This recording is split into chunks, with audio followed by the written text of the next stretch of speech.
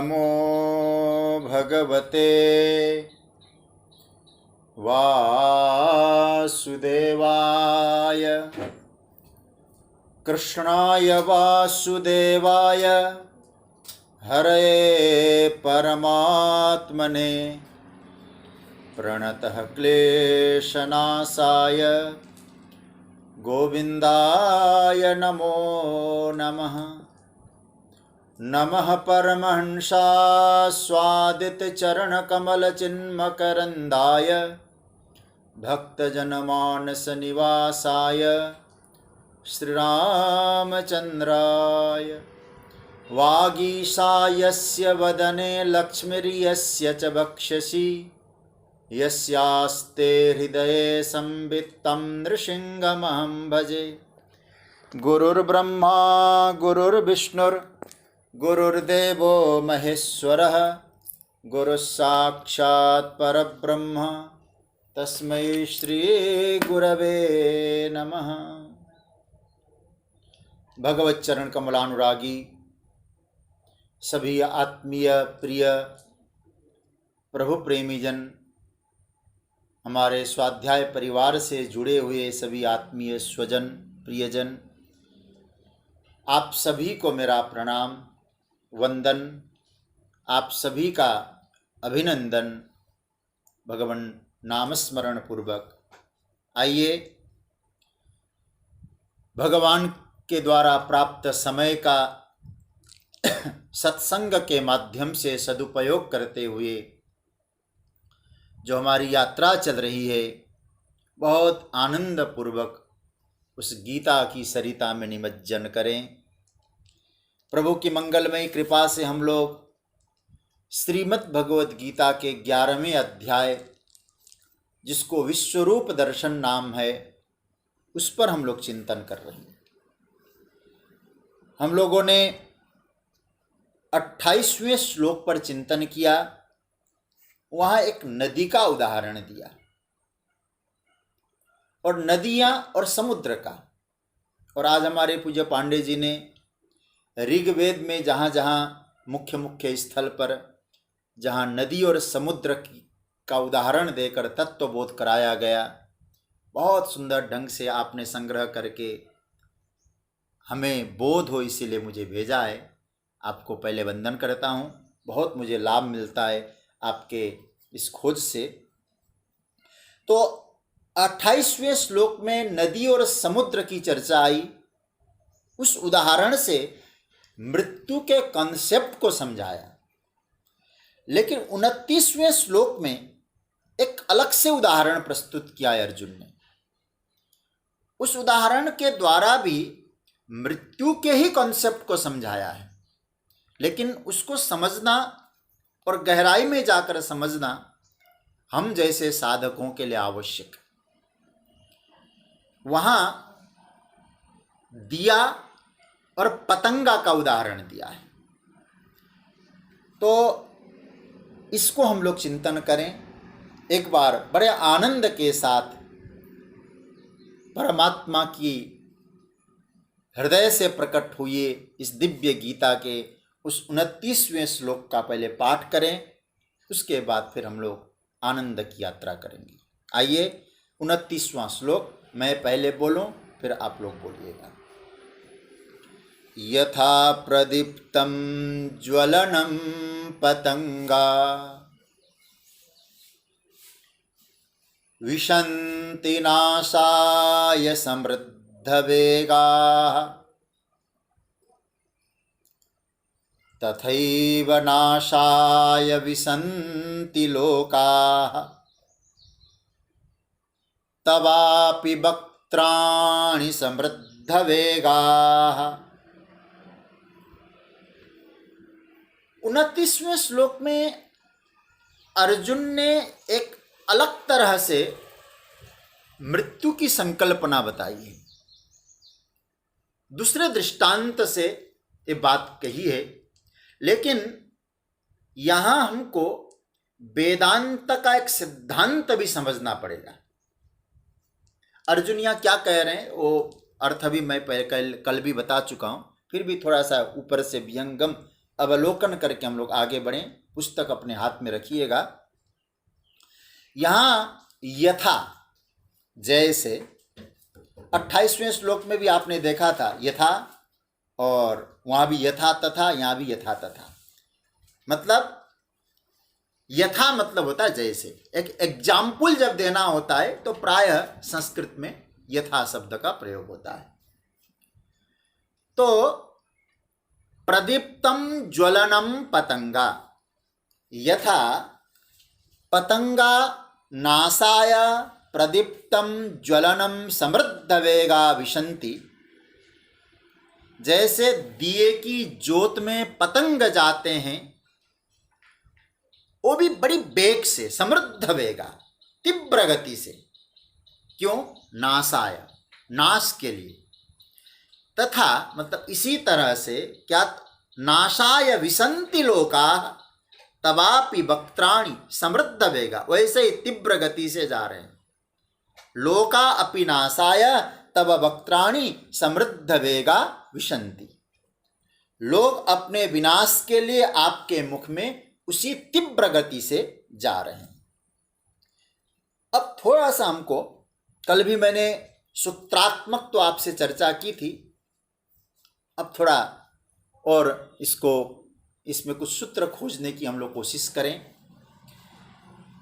समुद्र में जाकर नदी मिले एक बात है, लेकिन पतंगा जाकर दिए में जल जाए ये अलग बात है। एकदम अलग पृथकता आपको दिखाई देगी, बहुत अच्छा पार्थक्य नजर आएगा। यहां फर्क क्या है? अच्छा बताइए, पहले तो आप ये समझ लीजिए पतंगा जाता क्यों है दिए में। हो सकता है अपना अपना दृष्टिकोण, अपनी अपनी धारणा, अलग अलग लोगों ने अलग अलग बातें कही। उर्दू के शायरों ने इस विषय में अलग अलग शेर तैयार किया। उर्दू के शायरों का तो ऐसा प्राय मत रहता है, समा पर परवाने अपनी कुर्बानी दे देते हैं।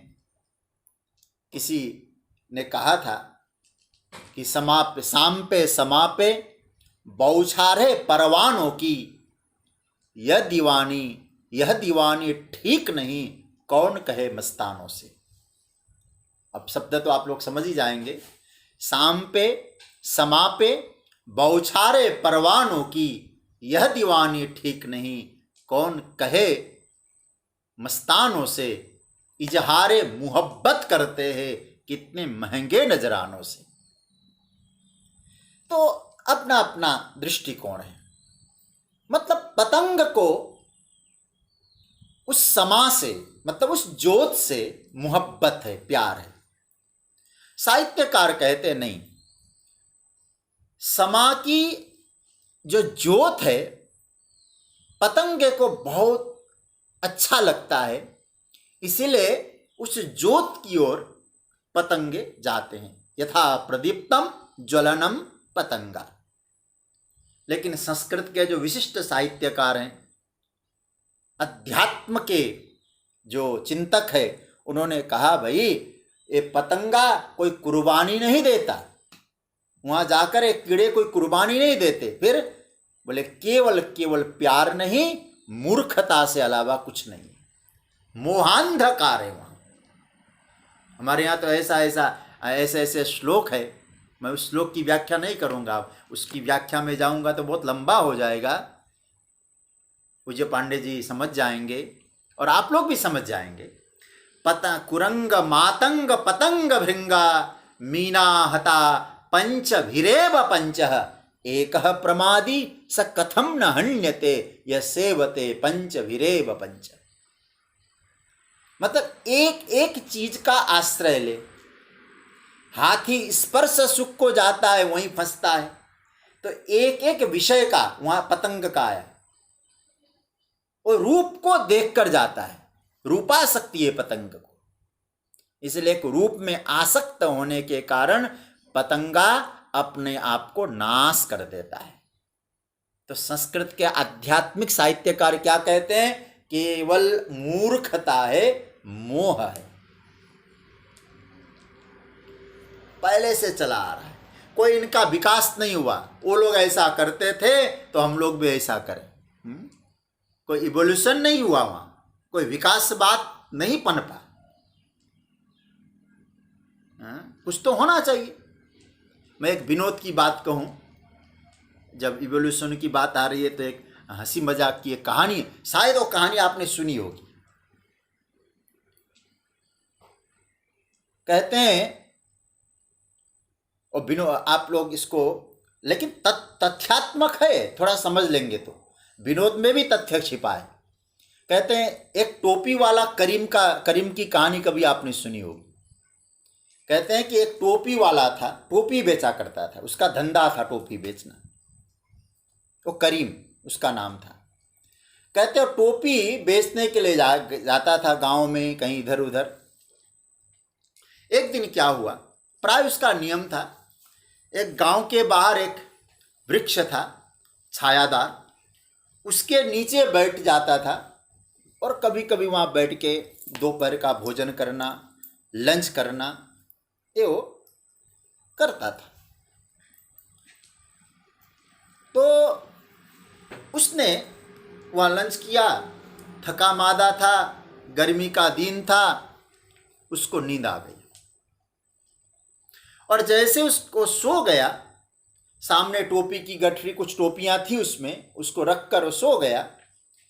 तो कुछ देर के बाद जगता है तो सामने एक भी टोपी नहीं है। उसको चिंतित हो गया, भाई टोपी सारी गायब, टोपियां गायब हो गई, चिंता बढ़ गई। अरे कौन चुरा के ले गया, मुझे तो काफी नुकसान हो गया इससे। इधर उधर देखा, कहीं मिलती नहीं है। जैसे ऊपर की ओर देखा तो कहते उस वृक्ष के ऊपर बंदर थे, कई बंदर, और सारे बंदरों के सर पर करीम की टोपियां थी।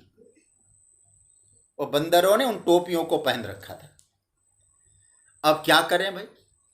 अब उसने सोचा कि बंदरों को फटकारें, आंखें दिखाएं। और आपने देखा होगा, आप जैसा बंदरों से व्यवहार करेंगे ना, बंदर वैसा व्यवहार करते हैं। तो करीम ने आंखें दिखाई तो बंदरों ने भी आंखें दिखाई। गुस्सा करता है तो बंदर भी गुस्सा करें, ऐसे बिल्कुल नकल करना चालू कर दें। तो करीम ने एक पत्थर लिया और जैसे उन बंदरों को मारा, तो बंदरों को तो लगा नहीं, बल्कि बंदरों ने और दूसरा, बोले ऊपर जो वृक्ष में फल थे और फल तोड़ के करीम को मारने लगे। अब सोचने लगा अब क्या करूं। तो करीम को अकल आ गई, ये नकल करते हैं। तो उस करीम टोपी वाला था तो वो भी टोपी पहनता था। कहते हो टोपी उतार के जैसे फेंक दिया तो बंदरों ने भी सारी टोपियां फेंक दी। तो सारे बंदरों ने अपनी पहनी हुई जो टोपियां थी सारी फेंक दी। तो वो टोपियों को एकत्रित किया और वहां से चला गया। एक कहानी यहां तक। हाँ? लेकिन अब थोड़ा सा चिंतन करना। मैं ये जो बता रहा हूं, एक तरह से होता है ना, कोई कहानी बताया जाए, बीच में जो इंटरवल आता है ना, ये समझ लो इंटरवल की कहानी, इंटरवल हो गया। हाँ, अंतराल आ गया। लेकिन इसका सेकंड पार्ट जरा सा आप सुनेंगे तो आपको अच्छा लगेगा। इवोल्यूशन के बारे में बता रहा हूं मैं, विकास के बारे में। नया जनरेशन आया, करीम वृद्धावस्था आ गई होगी, धीरे धीरे अब नेक्स्ट जनरेशन काम संभालने लगा। कहते करीम का बेटा था अब्दुल, एक कहानी हमने पहले भी पढ़ी थी। तो अब्दुल, अब पिताजी वृद्ध हो गए, टोपी का व्यापार है, तो अब्दुल उस काम को संभालने लगा। अब पिता ने बताया ऐसे ऐसे, ओ ठीक से वो संभालता है। और एक दिन उसी तरह से वो भी गया, उसी पेड़ के नीचे वो बैठा, दोपहर का लंच लिया और जैसे वो भी थोड़ी देर आराम करने लगा। और भाई दोपहर का भोजन करने के बाद थोड़ी देर, हाँ, 2-4 श्वास इधर उधर करके कर लो, आराम कर लो, लेटना चाहिए बताते हैं ना। तो जैसे ही वो लेटा, उसको भी नींद आ गई, वही क्रम। और जैसे ही वो उठता है, जगता है, सारी टोपियां गायब। और सारे जो बंदर थे, ऊपर देखा तो बंदरों ने टोपियां पहन रखी थी। अब क्या करें? लेकिन अब्दुल बड़ा चतुर था, पिताजी ने शायद सिखाया था होगा कि टोपी के व्यापार में ऐसे ऐसे अड़चन आएंगे तो इसको संभाल लेना। हाँ? तो उसको सॉल्व कैसे करें ये भी उसने अपने पिता से सीख रखा था। तो अब्दुल ने न पत्थर फेंका, न बंदरों को चिढ़ाया, न उसने आंखें लाल लाल की, आंखों से देखा, कुछ नहीं। सीधा उसने भी अपने सर की टोपी फेंक दी। लेकिन एक भी बंदर ने टोपी नहीं फेंका। अब्दुल ने टोपी फेंक दी, बंदरों ने। और ऊपर से एक बंदर, कैसा बंदर, युवा बंदर नीचे आया और आकर महाराज उस अब्दुल को, करीम के बेटे को एक थप्पड़ जड़ दिया। और जैसे थप्पड़ जड़ दिया, अब्दुल ने पूछा, क्यों मुझे मार रहे हो? तो कहते हैं कि कहानी ऐसी कहती है, वो बंदर बोलने लगा, अरे तेरे पिता ने तुझे सिखाया है तो हमारे बाप ने हमको भी सिखा रखा है, ऐसा भी होगा, सतर्क होना। हर जगह एक नियम नहीं चलने वाला है। यह है विकासवाद। एक कहानी है, इसमें विनोद भी है। प्रिय स्वजनों, एक जनरेशन के बाद विकास पनपने लगता है। हमारे पूर्वज जो थे आज और विकास में हम लोग जी रहे हैं, हमारे आगे आने वाली पीढ़ी और विकास करेगी।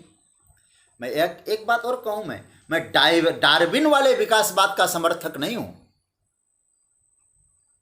जो कहता है कि मनुष्य बंदरों की संतान है, बंदरों से इवोल्यूशन होते होते मनुष्य बना है। हम तो पुराणों के पढ़ने वाले हैं भाई, वेदों का अनुगमन करने वाले लोग। जहाँ ये कहा जाता है हम मानव है, हम मनु की संतति है, हम कैसे उस डार्विन के विकासवाद को स्वीकार करें कि हम बंदरों के संतान हैं? हाँ? ये दिग्भ्रांत वाली बात है। तो मतलब ये जो कहानी मैंने आपसे बताई कि जेनरेशन के बाद कभी कभी विकास होता है, लेकिन आप जरा सोचना, इस पतंगे दिए की जोत में लाखों वर्षों से जल रहे हैं, अक्कल नहीं आ रही है। साहित्यकार बहुत सुंदर सूत्र देते हैं कि भैया इनको रूप का आकर्षण है इसलिए जाते हैं। आप थोड़ा सा चिंतन करना। ये तो छोटी सी कहानी थी। मतलब व्यक्ति को सीखना है। यदि हम सीखेंगे नहीं तो पशु तुल्य हो जाएंगे। तो कहते हैं कि प्रायः हमारे धार्मिक साहित्य में ये बात आई है कि इन पतंगों को रूप का आकर्षण होने के कारण दिए की ओर ये पतंगे भागते हैं। यथा प्रदीप्तम ज्वलनम पतंगा।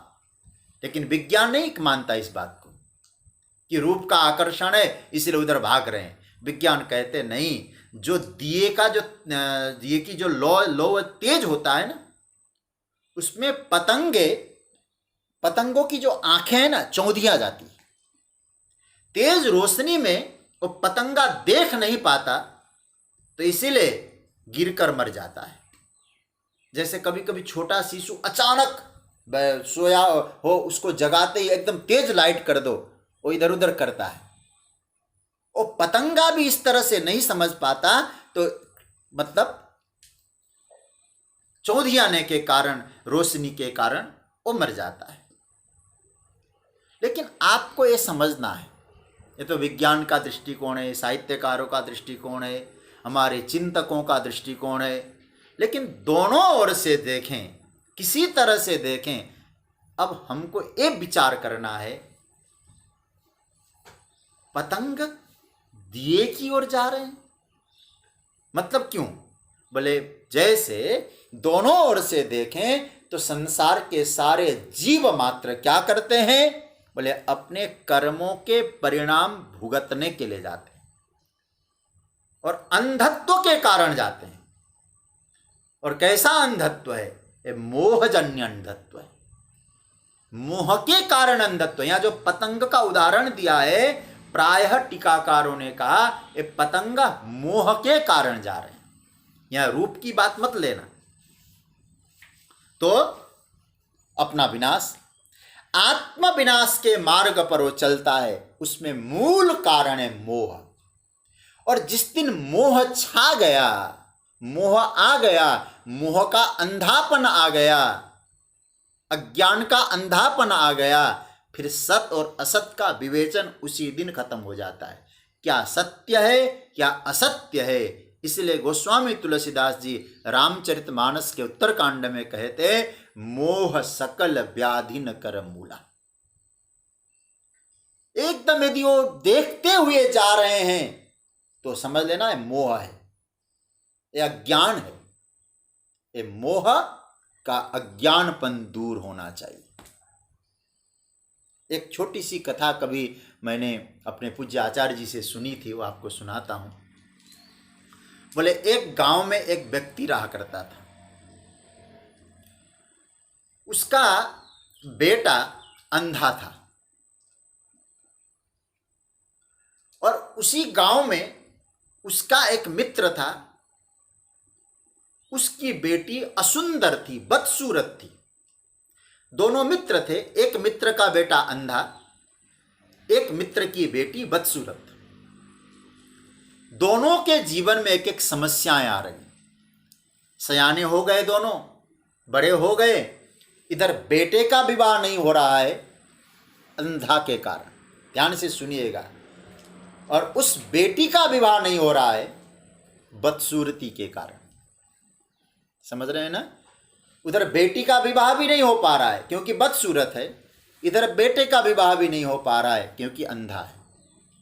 अब क्या करें, दोनों परेशान। एक दिन दोनों मित्र आपस में चर्चा करने लगे, दुखी दुखी मित्र अपनी अपनी बातों को शेयर करने लगे। तो दोनों ने के विवेक का उदय हुआ और दोनों ने एक सलाह कर ली। बोले क्या सलाह की। बोले सलाह एक ही, मुख्यतः अंधे व्यक्ति को क्या मालूम कि सुंदरता क्या है। इसलिए तुम्हारा बेटा अंधा है, मेरी बेटी बदसूरत है, तुम्हारे बेटे का भी विवाह नहीं हो रहा है, मेरी बेटी का भी विवाह नहीं हो रहा है, चलो अंधे बेटे का बदसूरत लड़की के साथ विवाह करा दे। समझ रहे होंगे बात। तो अंधे लड़के का बदसूरत कन्या के साथ विवाह हो गया, विवाह हो गया। एक विवाह होने के बाद वैवाहिक जीवन, दाम्पत्य जीवन चलने लगा। एक दिन उसी गांव में एक वैद्य जी आए और वैद्य जी एक अच्छे विशेषज्ञ वैद्य जी थे। और किसमें विशेषज्ञता थी। महाराष्ट्र में तज्ञ कहते हैं, विशेषज्ञ, बहुत अच्छा लगता है। हमारी आदरणीय नीति दीदी बैठी होंगी औरंगाबाद से, वो बहुत अच्छा डॉक्टर है, मैंने वहाँ उनके हॉस्पिटल में देखा। बाल रोग तज्ञ, बाल रोग विशेषज्ञ है आप। तो हमारे जैसे डॉक्टर साहब है पटना से, वो भी बाल रोग विशेषज्ञ हैं। तो वो भी एक विशेषज्ञ थे। कौन से विशेषज्ञ। बोले जो अंधा है उसके अंधेपन को दूर करने के विशेषज्ञ हैं। कोई अंधा हो तो अब जरा सोचिए उस बाप को क्या लगा होगा, अंधे बेटे के बाप को। चलो हमारे गांव में वैद्य जी आए हैं और अंधेपन को दूर करते हैं, मैं जाऊं वैद्य जी से प्रार्थना करूं, मेरा बेटा देखने वाला बन जाएगा, नेत्र मिल जाएंगे उसको। और जैसे ही जाने की तैयारी करने लगे, उस लड़की का बाप मतलब उसके समधी आके पैर पकड़ लिए, समधी साहब आप मत जाइएगा।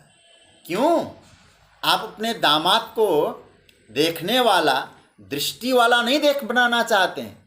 बोले नहीं, एक समस्या आ जाएगी। क्यों। बोले जिस दिन मेरे दामाद को दृष्टि मिल जाएगी तो उनको सुंदर और असुंदर दोनों का पता चल जाएगा, सुंदर और असुंदर का भान हो जाएगा। और जैसे सुंदर असुंदर का भान हो जाएगा, सुंदरता को देखेगा तो वो मेरी बेटी को बदसूरती से देखेगा, बदसूरत समझेगा। परिणाम तो मेरी बेटी को छोड़ भी सकता है, क्योंकि बोध हो जाएगा उसको सुंदरता का। इसलिए अंधे पति का अंधे पति की पत्नी बदसूरत हो तो कोई दिक्कत नहीं है। कहानी तो इतनी है सज्जनों। एक कहानी हमको संदेश दे रही है। एक कथा क्या है? बोले हम सब मोह के कारण अंधे बने हैं, और जब मोह के कारण अंधे बने हैं तो हम बदसूरती को स्वीकार करने में दिक्कत नहीं कर रहे, क्योंकि हम देख तो नहीं पाते। और कभी कभी गुरु आ जाते हैं, सदगुरु। वैद्य का मतलब क्या है? सदगुरु। सदगुरु वैद्य वचन विश्वासा। सदगुरु वैद्य आते हैं और हमारे जीवन में उस मोह के अंधेपन को दूर कर देते हैं, तो हमारे जीवन में बदसूरती, असुंदरता, अपवित्रता, और मैं अपवित्रता इसलिए कह रहा हूं क्योंकि गीता सुन चुके आप लोग 4थे अध्याय में, नहीं ज्ञानेन सदृशम पवित्रमिह विद्यते। ज्ञान पवित्र है, अज्ञान पवित्र है। सीधी सी बात है, जिस दिन मोह को दूर हो जाएगा उस दिन आप अज्ञान से समझौता नहीं करेंगे, अज्ञान को ठुकरा देंगे। क्योंकि आपको मालूम है जब तक अंधा था तब तक अज्ञान था, लेकिन आज मोह का अंधापन दूर हो गया तो ज्ञान हमने वर्ण कर लिया। तो कहने का अर्थ यह है, ये पतंग यदि जा रहे हैं तो मोह का अंधापन है। इसको ये समझ लेना, गीता के आधार पर मोह के अंधेपन के कारण व्यक्ति पतंगे की तरफ अपने आप को मार रहे हैं। ये मारता कोई और नहीं है, हमारा मोह हमें मारता है और कोई दूसरा नहीं मारता है। जब हम लोग परमात्मा को जगन नियामक कहते हैं, जगन नियंता, जगदाधार कहते हैं, याद इस बात को रखना, हम सब कर्म फल भोग रहे हैं, कर्म के कारण हम उसमें जा रहे हैं। यदि हम लोग ये देखेंगे तो जगन नियंता है, वह साक्षी भाव से देखता है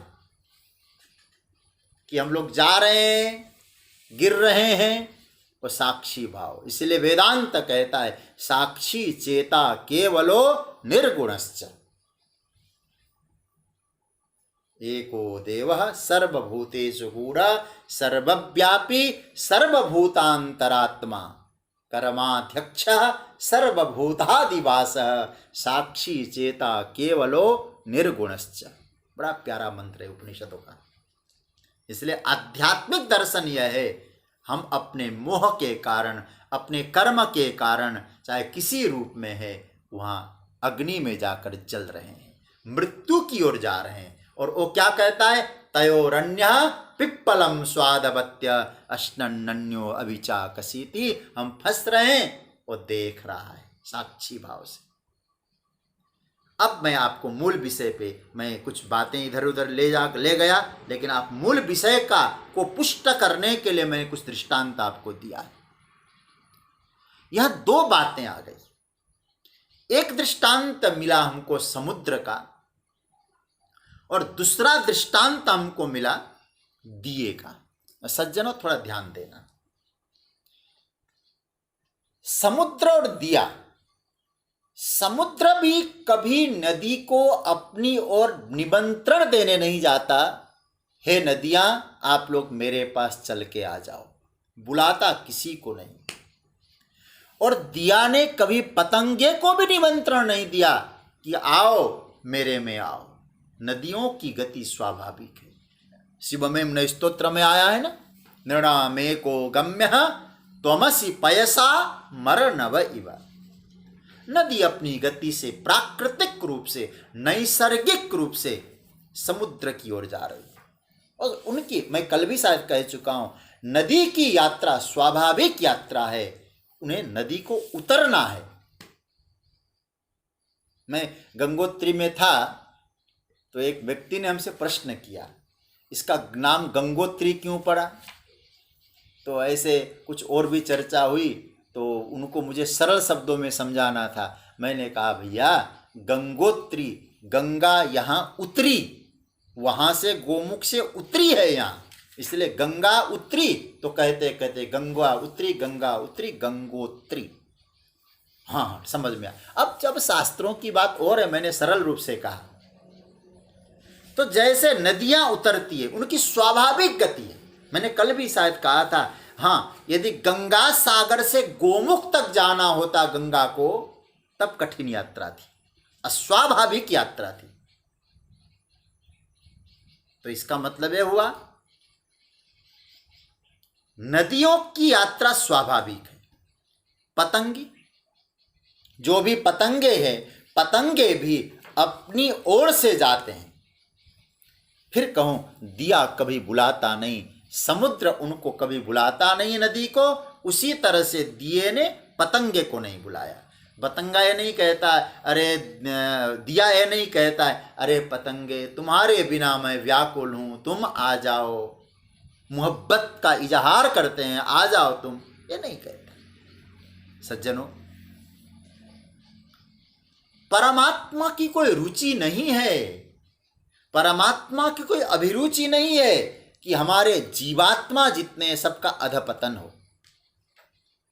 किसी प्रकार का रुचि नहीं रखता, इंटरेस्ट नहीं रखता कि जीवात्मा का विनाश हो।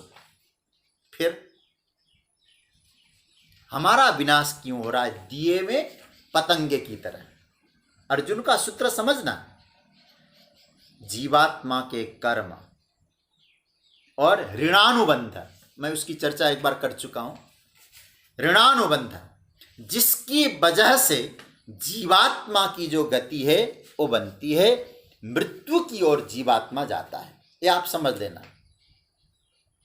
मतलब क्या बताया? जीवात्मा के कर्म, जो जीवात्मा के ऋणानुबंध है, संचित इत्यादि, उनके आधार पर जीवात्मा मृत्यु की ओर जाता है, क्योंकि आया है सो जाएगा, ये निश्चित है।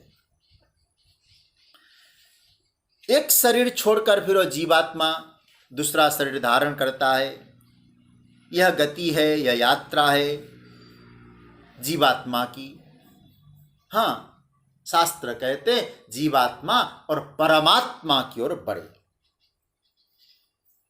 इन दोनों बातों को ठीक से हमें समझना होगा। दोनों बातें समझ ली कि जीवात्मा परमात्मा की ओर जा रहा है कर्मानुसार, दो दृष्टांत देख समझाया। तीसरी बात एक और अच्छी तरह से हमको समझना होगा सज्जनों, और सज्जन आप लोग खूब ध्यान देना इस बात पर। नदी जो बह रही है, फिर कहूं बहुत सहजता से बह रही है, कुदरती है, नैसर्गिक है। पतंगे भी अपनी इच्छा से जाते हैं। इस बात को फिर मैं दोहरा रहा हूं, पुनरावृत्ति हो रही है। थोड़ा हमें सोचना है। अब सोचिएगा, जाना तो सभी को है मृत्यु की ओर। जन्म है तो मृत्यु है।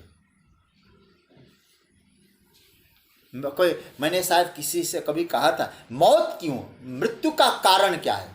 फिर मैं दोहरा रहा हूं उस बात को। कभी मैंने मुझे याद नहीं आ रहा, कभी शायद मैंने कहा हो।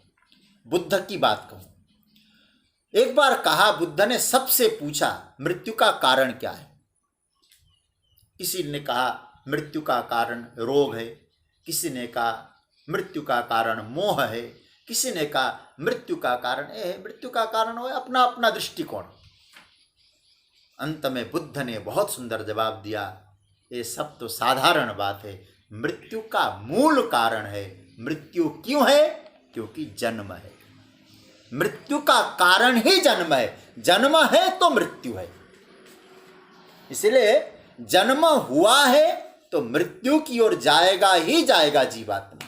ये अकाट्य सत्य है, इसमें किसी प्रकार का कंडीशनल वाली बात आएगी नहीं। हाँ, अब हमें ये विचार करना है, दो दृष्टांत क्यों दिया गया। कुछ लोग सहजता से जाते हैं, यात्रा है, फिर कहूं जन्म है, मृत्यु का कारण ही जन्म है, जन्म लिया है तो मृत्यु है। तो कुछ लोग सहजता से जाते हैं। जीवन में एक के बाद एक भूमिकाएं हमारे जीवन में जैसे बनती जाती है ना, आप लोग इस पर चिंतन करिएगा जरूर। जैसे बचपन, जन्म हुआ, बचपना, फिर उसके बाद युवावस्था, प्रौढ़ावस्था, फिर धीरे धीरे 60+ के हो गए हम लोग, फिर अलग अलग हम जिम्मेवारियां निभाते हैं। जैसे सहज रूप से कैसे मृत्यु है, अलग अलग अवस्थाएं आई, अलग अलग कर्म करने थे वो किए, और चाहे सामाजिक उत्तरदायित्व हो, राजनैतिक उत्तरदायित्व हो, जो भी व्यापारिक उत्तरदायित्व हो, वो सब हम पूरा करते गए। और उसमें उसी बीच में युवावस्था आई। युवावस्था में हम लोगों ने संसार का जो रस लेना था वो लिया, उत्तरदायित्व को पूरा किया। धीरे धीरे अवस्थाएं बढ़ती गई, बच्चे सेटल हो गए। फिर हम लोग मन में हुआ चलो थोड़ी धर्म की ओर मुड़ें। कभी सत्संग सुनने का मन हुआ, सत्संग सुने, स्वाध्याय किया, अच्छे अच्छे ग्रंथों का चिंतन हुआ। धीरे धीरे भाव बदलने लगा। अब जो अटैचमेंट है परिवार के प्रति, पुरजन के प्रति, शरीर के प्रति, संसार के प्रति, उसको धीरे धीरे धीरे धीरे कम होने लगा। उसको मैं शब्द दूं, असंगता को हमने विकसित किया। और एक बहुत महत्वपूर्ण बात कह रहा हूं आपसे, धीरे धीरे धीरे अब 60 प्लस हो गए, 70 में पहुंच गए, धीरे धीरे असंगता को विकसित किया। असंगता जीवन में आ गई। यह करते करते करते करते कुछ लोग इतनी सहजता से मृत्यु की ओर जाते हैं, न स्वयं कष्ट भोगते हैं, न दूसरे को कष्ट भुगतने का मौका देते हैं। बहुत सहजता से, बहुत नैसर्गिक, ऐसे कई लोगों को मैंने देखा है। कई लोगों को मैंने देखा है, जाने से पहले सब जिम्मेवारियां, बेटा तुम ये संभालना, हाँ तुमको ये दे दिया, सारी बातें पूरी कर ली। कोई मतलब उनके चले जाने के बाद बच्चों में आपस में कलह नहीं हुआ। फिर सब चले गए, तैयारी पूर्वक जाते हैं। सज्जनों, बहुत सहजता, ये नैसर्गिक है, ये नदी की तरह है। हम लोग, बुरा मत मानना, हम लोग हर कार्य की तैयारी करते हैं कि नहीं? घर में शाम को कोई मेहमान आने वाला हो, हम कितनी तैयारी करते हैं, कितना बड़ा तैयार, कहीं पार्टी में जाना उसकी तैयारी, लेकिन वहां से लौट के भी आना है। जहां ऐसी जगह है जहां जाने के बाद हमको लौट के नहीं आना है, प्रियतम से मिलन का एक महोत्सव है। हमने तैयारी की है, योजना बनाई है। कबीरदास जी कहा करते थे ना, कबीरदास जी का भाव है ना, कबीरा जब हम पैदा हुए जगह से हम रोए, अब ऐसी करनी कर चलो हम हंसे और जग रोए। अब इस नैसर्गिक रूप है, ये स्वाभाविक रूप है, ये नेचुरली है, ये कुदरती है। मैं ये श्लोक बार बार याद करूंगा, और हमारे पूज्य पांडे जी इस श्लोक पर बहुत अच्छा हमको याद दिलाते रहते हैं कभी कभी।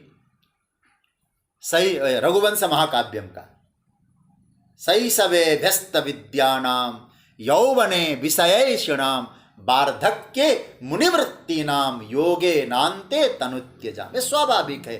शैशव अवस्था, बाल्यावस्था थी, विद्या के अध्ययन करो, खूब पढ़ाई की हमने। युवावस्था आई, विषयों को संग्रह करो, विषय का सुख लो। लेकिन अब वृद्धावस्था आई है ना, अब मौन रहो, कम बोलो, जो बन सके आत्मचिंतन करो, और अंत में परमात्मा के साथ युक्त होकर शरीर को छोड़ने के लिए तैयार रहो। कब जाना पड़े हम तैयार बैठे हैं बस। अब परिवार वाले भी कहने लगे, महाराज अब इनकी सुन लो, इनको उठा लो। अरे उससे पहले हम तैयार होके क्यों न जाएं? क्यों तैयार ना हो? जब बुलावा आए मुस्कुराते हुए जाएं। तो याद रखना सज्जनों, सभी योजनाओं में हम परफेक्ट होते हैं कि नहीं, पारंगत होते हैं योजना बनाने में, पर जब मृत्यु की योजना बनाने की बात आती है तो कभी कभी सजग नहीं हो पाते। बहुत सारे लोग सहजता से जाते हैं, यात्रा सबकी है। फिर कह दूं, मृत्यु का कारण जन्म है, तो यात्रा सबकी मौत की ओर है। ये सहज यात्रा है। इसलिए सहज यात्रा को समझाने के लिए मैं आपको याद दिलाऊं 28वां श्लोक, यथा नदीनाम बहवो बुभेगा। ये सहज यात्रा है, ये स्वाभाविक यात्रा है। लेकिन अब दूसरी जो यात्रा बता रहे हैं, ये शाम पे समापे बौछारे परवानों की। ये जो अज्ञानी जीव है, दूसरी जो बात कहे, वो अंधे होकर इधर उधर हाथ पैर पटकते हैं। अरे ऐसा होना चाहिए था, ऐसा क्यों नहीं हुआ, उनको इतना मिला मुझे क्यों कम मिला। हाँ? मैंने आज सुबह स्वाध्याय परिवार में लिखा है, संसार का वैभव से किसका पेट भरा है। आप जरा सोचिए, मैं फिर कह दूं, एक बात दोहराऊं, संसार जिसको मिला है कभी पूरा नहीं मिला है, और परमात्मा जिसको मिला है कभी अधूरा नहीं मिला है। संसार में पूर्णता नहीं है और परमात्मा में अपूर्णता नहीं। प्रश्न चिन्ह नहीं, ऐसा होना चाहिए था। जो हुआ हुआ, आनंद लो, जो मिला है सहज स्वीकार करो। ऐसा करने से, उठा पटक करने से कोई फायदा नहीं होने वाला है। सबको अल्टीमेटली पहुंचना है, जीवन सहज बनने दें। उठा पटक करने से कोई फायदा नहीं, सहज जीवन की यात्रा हो। बुरा मत मानना, किसी के लिए मैं व्यक्तिगत रूप से भी नहीं कह रहा हूं। हम लोग यहां बैठकर एक पारिवारिक रूप से चर्चा कर रहे हैं, इसीलिए मैंने कहा है ये स्वाध्याय परिवार है हमारा, तो हमें चिंतन करना है, किसी के लिए नहीं। आप लोग कहेंगे तो हम लोग चिंतन करेंगे, इसलिए मैं व्यक्तिगत नहीं कह रहा हूं। भौतिक बात का कितना अंधानुकरण है ना। यौवन टिकाए रखने के लिए क्या क्या नहीं करते हैं, शरीर को हैंडसम बनाए रखने के लिए क्या क्या प्रयास करते हैं, कभी कभी आयु छिपाते हैं, ऐसा भी होता है। मैंने तो सुना है भाई, ये चमड़ी भी कुछ ऐसे ऐसे हो जाए ना, चमड़ी को भी ठीक की जाती है, जिसको पता नहीं प्लास्टिक सर्जरी क्या बोलते हैं। क्यों कर रहे हैं हम लोग। याद रखना, कितना भी हाथ पैर पटको, प्रयास करो, धन का व्यर्थ व्यय करो, वास्तविकता परमात्मा जानता है, उससे कैसे छिपाएंगे। अरे महाराज, ठीक है, कोई 22 साल 25 साल का युवा हो, कुछ हद तक इधर उधर करता हो जवानी की अवस्था में, बुरा नहीं मानना। 60 65 70 साल की अवस्था आ जाए, जब अपने जाने की तैयारी का वक्त होने लगे, अब उस समय उस जाने की तैयारी किए बिना हम और क्या करने लगे। कृत्रिमता को इतना बढ़ावा दे रहे हैं, ये क्या है, ये बहुत बड़ा अभद्र है। कहां तक भद्रता लगती है। अरे किससे हम प्रतिस्पर्धा कर रहे हैं, किसके साथ। भाई ठीक है, जिन लोगों के पास संपत्ति है, करने की ललक है, वो करे, मैं विरोध नहीं कर रहा हूं। और मेरे विरोध करने से भी होगा क्या, जो कुछ होने वाला तो नहीं। केवल इतना कहूं, अध्यात्म की दृष्टि से सज्जनों, ये हाथ पर पटकने की जो वृत्ति है, ऐसे लोगों को मृत्यु का ज्यादा भय लगता है। ये अंधानुकरण मत करिएगा कभी। उन्होंने ऐसे किया तो हम भी ऐसे, उन्होंने ऐसे बाल बनाए तो हम भी ऐसे बाल बनाए, उन्होंने ऐसे क्या, वो बीच में कटा हुआ होता है ना कपड़े का, अब पता नहीं उससे क्या फायदा, ऐसे कपड़े पहने हम। एक केवल केवल केवल अंधानुकरण से अलावा कुछ नहीं है। सज्जनों, मैं एक केवल आज आपसे एक निवेदन करना चाहूंगा, एक बालक के नाते। गीता का स्वाध्याय चल रहा है इतने दिनों से, लगभग 300 दिन पूरे होने वाले हैं। आप लोगों ने मुझे इतना स्नेह दिया, आप लोगों ने खूब सेवा दी। मैं केवल आप लोगों से एक निवेदन करना चाहूँगा। यह निवेदन है कि कृपया कृपया कृपया हमारी यात्रा नदी की तरह बन जाए। जाना है, यात्रा नदी की तरह सहज हो, पतंग की तरह नहीं होना चाहिए। हमको तय करना होगा, क्या हमारी यात्रा पतंग की तरह तो नहीं हो रही है। अर्जुन ने 2 ऑप्शन दिया है। अल्टीमेटली जाना वही है, लेकिन दो ऑप्शन, दो मार्ग दिए हैं।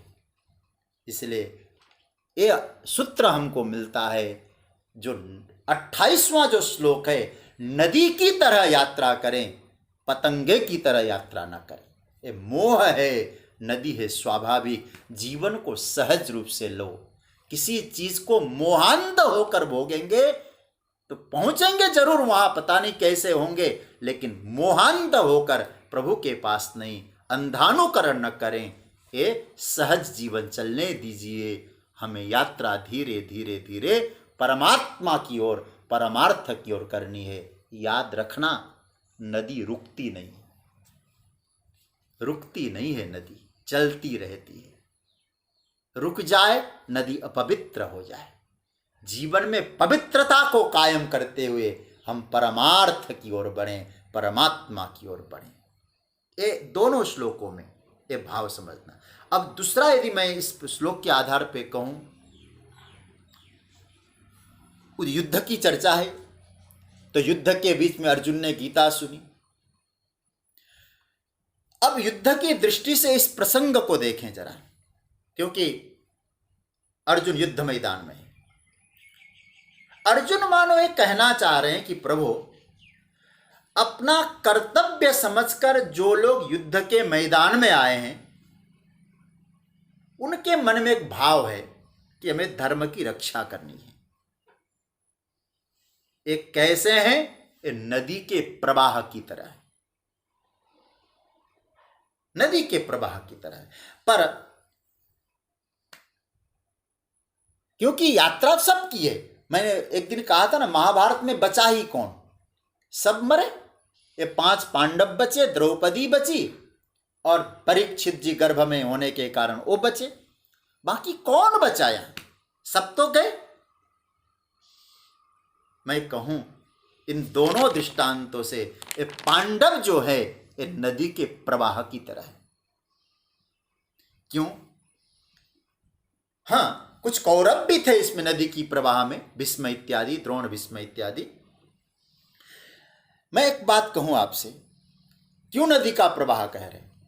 पांडवों को युद्ध की इच्छा नहीं थी, लेकिन घटनाएं ऐसी घटती गई, परिस्थितियां ऐसी बनती गई, दुर्योधन को समझाने का भरसक प्रयत्न हुआ, बहुत प्रयास किया गया, सब लोग हार गए, तो परमात्मा स्वयं श्री कृष्ण श्याम सुंदर द्वारिकाधीश शांति दूत बन के गए। किसी तरह से युद्ध को टाला जाए, परिस्थितियों को संभाला जाए। आप सोचिएगा जरा, फिर भी दुर्योधन नहीं माना। दुर्योधन ने कह दिया, मैं सुई की नोक में जितनी जमीन आ सकती है, उतनी जमीन भी मैं पांडवों को नहीं दूंगा। परिस्थितियां ऐसी आई, घटनाएं ऐसी बन गई, तो फिर क्या करें? नदी की तरह बहो। अब परिस्थितियां आई है ना, घटनाएं ऐसी बनी है ना, चलो नदी की तरह तुम स्वाभाविक रूप से बहो। अब तो फिर क्या करें?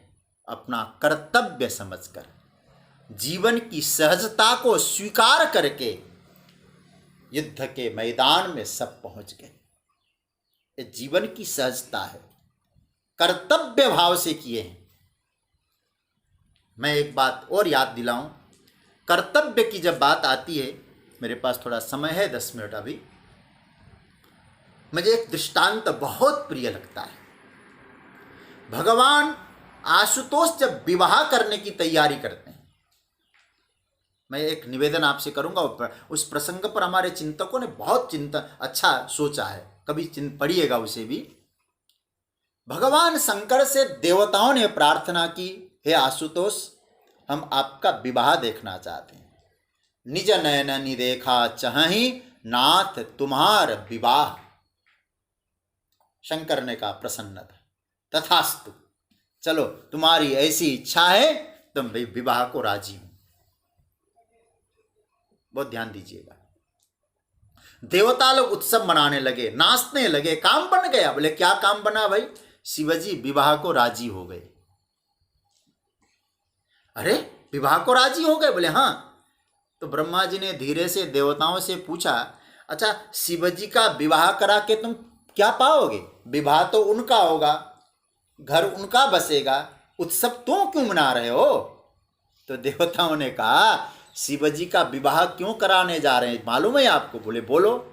तारकासुर मर जाए, क्योंकि ब्रह्मा जी ने तारकासुर को ऐसा वरदान दिया हुआ है, शिव जी के द्वारा जो पुत्र उत्पन्न होगा उसी से तारकासुर मरेगा।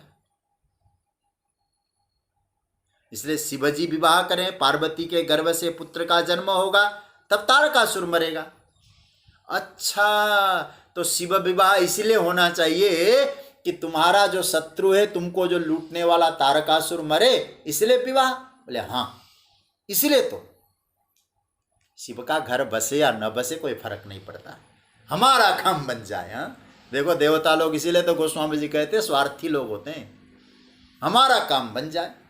हमारा काम बनने के बाद भोलेनाथ का घर बसे या न बसे, कुछ भी हो, हमें अपनी चिंता है, तुम्हारी नहीं। सज्जनों, ब्रह्मा जी ने एक प्रश्न किया। प्रश्न यह है, शिवजी विवाह करने तो जा रहे हैं, लेकिन एक बात याद रखना, क्या? शिवजी ने काम को भस्म कर दिया है। संतान की उत्पत्ति में काम कारण होता है, काम न हो संतान उत्पत्ति नहीं है, इस बात को सब स्वीकार करेंगे। अच्छा, जब काम नष्ट हो गया फिर विवाह कर रहे हैं, तो संतान उत्पत्ति में संदेह है कि नहीं? बोले पूरी तरह से संदेह है, क्योंकि जब काम ही भस्म हो गया। देवताओं ने कहा, हाँ महाराज, हमारी बुद्धि यहां तक तो गई ही नहीं, अब क्या करें? तो भगवान शंकर से पूछा जाए कि बाबा, कि आप तो काम भस्म करके विवाह करने जा रहे हो, कहीं संतान ही न हो तो तारकासुर मरे कैसे? तो उन्होंने बहुत बढ़िया, सो ब्रह्मा जी ने कहा कि देखो एक बार पूछना चाहिए उनसे। देवता लोग फिर घबरा गए, कहीं पूछने के चक्कर में मना कर दिए तो चलो तुम्हारी ऐसी इच्छा तो शादी नहीं करेंगे और झमेला आ जाएगा। ब्रह्मा जी ने कहा नहीं, हम विवेक से पूछेंगे। तो सभी देवताओं को लेकर ब्रह्मा जी गए शंकर के पास। बाबा, देवताओं के मन में एक संदेह है कि आप विवाह करने जा रहे हैं, लेकिन आपने काम को भस्म कर दिया, तो हमें ये पूछना है आपसे, काम नहीं है तो विवाह करेंगे तो फिर संतान उत्पत्ति कैसे होगी? तो भगवान शंकर ने कितना सुंदर जवाब दिया है। बाबा ने कहा, देवताओं, इसका अर्थ ये हुआ, मैं विवाह करने जा रहा हूं तो काम प्रेरित होकर, मोह के द्वारा प्रेरित होकर विवाह करने जा रहा हूं। ये तुम्हारे मन में भाव है ना, तो स्पष्ट कर दूं, मैं काम की प्रेरणा से विवाह नहीं कर रहा हूं, मैं राम की प्रेरणा से विवाह कर रहा हूं, क्योंकि मुझे विवाह की आज्ञा राम ने दी है। जाहि विवाह ही शैल चही, यह मोहि मागे देव। आप विवाह करिए, ये मैं आपसे मांगता हूं। तो किसने कहा? राम ने। तो मैं विवाह जो करने जा रहा हूं, काम प्रेरित होकर नहीं, राम प्रेरित होकर विवाह कर रहा हूं, तो संतान उत्पत्ति भी होंगे तो राम प्रेरणा से होंगे, काम प्रेरणा से नहीं होंगे। तो हमारे यहाँ जो जीवन की यात्रा है, मोह प्रेरित होकर, काम प्रेरित होकर न हो, कर्तव्य से हो, वो स्वाभाविक हो। शिवजी का विवाह जैसा कर्म, संतानोत्पत्ति जैसा कर्म भी राम की प्रेरणा से संभव है। हमारे जीवन का कर्म राम प्रेरणा से संभव नहीं है। इसलिए जो नदियों की तरह समुद्र में जाने वाले युद्ध मैदान में जो लोग हैं, वो कर्तव्य प्रेरित होकर है, ईश्वर प्रेरित होकर है, काम प्रेरित होकर नहीं। लेकिन दूसरे जो लोग हैं, वो पतंगे की तरह दिया में जलने को जा रहे हैं, और सौंदर्य के आकर्षण के कारण जा रहे हैं। मैंने थोड़ी देर पहले कहा था ना, रूप का आकर्षण, उसके कारण जा रहे हैं। क्या भाव था इनके मन में? युद्ध में जाएंगे, युद्ध में जीतेंगे, लोगों को मारेंगे, राज्य मिलेगा, दुर्योधन खुश हो जाएंगे। अरे भाई, फिर क्या होगा? दुर्योधन हमको इनाम देगा, बख्शिश देगा, पुरस्कृत करेगा। ऐसे लोग अपना कर्तव्य समझ के नहीं आए थे, लालच के कारण आए थे, आकांक्षा के कारण आए थे। ये दो तरह के लोग हैं, जो कर्तव्य समझकर ईश्वर प्रेरणा से युद्ध के लिए आए हैं। उनकी जो यात्रा है नदियों की जैसे समुद्र में यात्रा है, वैसी यात्रा है। और जो लोग लालच से, आसक्ति से, मोह से जो लोग युद्ध में आए हैं, उनकी जो युद्ध की यात्रा, उनकी जो गति है और पतंग का मोह में, पतंग का दिए में जाने जैसा यात्रा है। इसलिए मैं केवल इतना कहूँगा, दो मार्ग समझ में आया इन दो श्लोकों में। एक योग का मार्ग है, एक भोग का मार्ग है। अल्टीमेटली जाएंगे वहाँ, लेकिन एक स्वाभाविक मार्ग है, योग मार्ग है, एक भोग मार्ग है। मर्जी आपकी है, पहुँचना वहीं है। इसलिए मैं इतना ही आपसे निवेदन करूँगा, हम अपने जीवन में सहज रूप से जीना चालू करें, उस यात्रा की धीरे धीरे तैयारी करें। कोई ज़्यादा कठिनाई नहीं है। आत्मचिंतन करें, रोज सोचें हमको जाना है, अपनी जिम्मेवारियों को निभाते हुए ही भी उधर की तैयारी हम लोग सहज रूप से कर सकते हैं। इसलिए यहाँ बड़ा सुंदर सूत्र दिया, यथा नदीनां बहवोऽम्बुवेगा समुद्रमेवाभिमुखा द्रवन्ति तथा तवामी नरलोकवीरा वसन्ति व्यक्त्राणि विज्ज्वलन्ति। यथा प्रदीप्तं ज्वलनं पतंगा विसन्ति नासाय समृद्ध वेगा तथैव नासाय विसन्ति लोका तवापि वक्त्राणि समृद्ध वेगा। इन दोनों श्लोकों के माध्यम से कुछ सूत्र हमको मिले हैं, इसका चिंतन हुआ। कल जो ईश्वर प्रेरणा से आगे की यात्रा चलेगी